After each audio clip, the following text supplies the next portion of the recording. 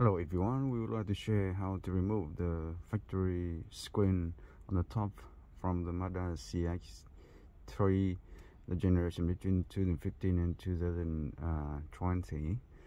It's very easy and simple to do that. Just need the plastic trim removal tool like this, and then you need the tool like this. Even don't need this one, but better recommend it, and also the 10mm socket. So start with the bottom edge here, slide the slim side of the tool to the edge, and then you can slide and pop this one up. So easy, because it's just, you know, the clip underneath like this, very easy to pop up. And after that, you see two 10mm screw, which using the 10mm socket to remove it, and then you can take this one out very easy as well.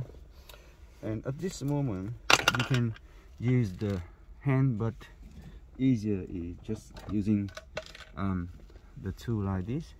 You slide here and then you push it upward like this, and you hear pop like this, pop, okay, from the side, and this one pop at the back like that.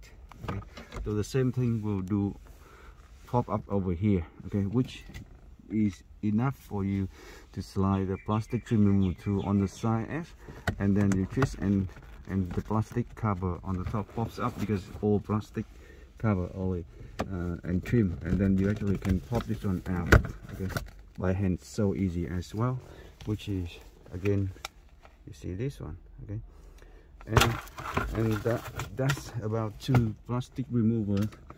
And at this moment the top screen is free to go, so you can easily, you know, push it up now like this, push it up, and then slide it out, so it come out like this way, okay. And that's about the head unit and the top screen.